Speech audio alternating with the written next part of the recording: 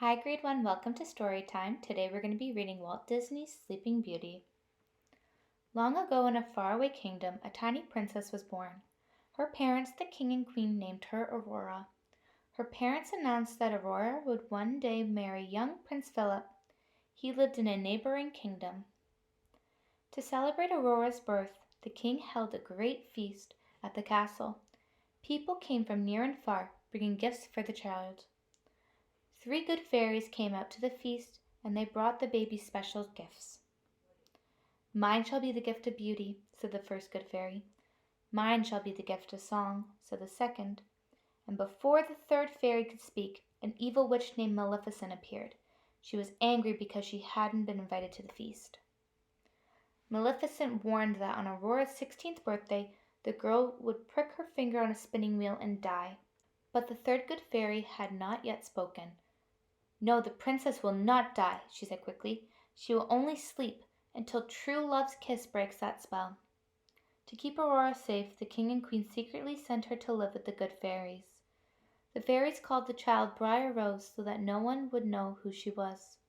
On the day of Briar Rose's 16th birthday, the fairies sent her off to pick berries in the woods. Then they began preparing for her birthday party. The fairies had put away their magic for fear that they would be discovered by Maleficent.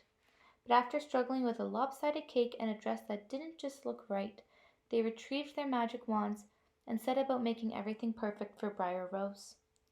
Meanwhile, beautiful Briar Rose wandered through the woods with her animal friends.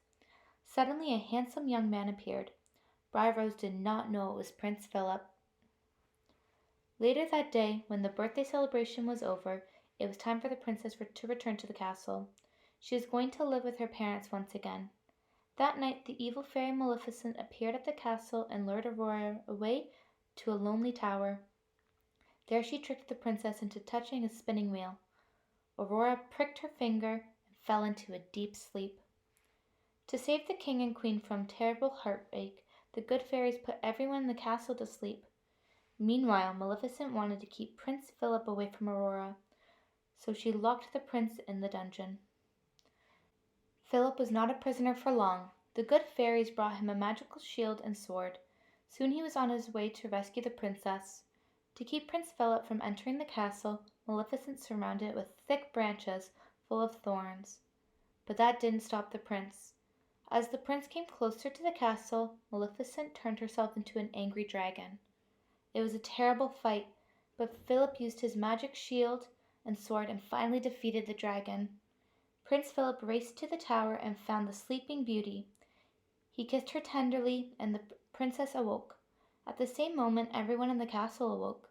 The king and queen were overjoyed to see their daughter again. Soon it was announced that Princess Aurora and Prince Philip would marry.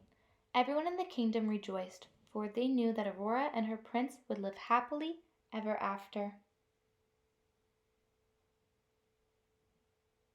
Thank you so much for joining me for our story, and I'll see you next time. Take care. Bye.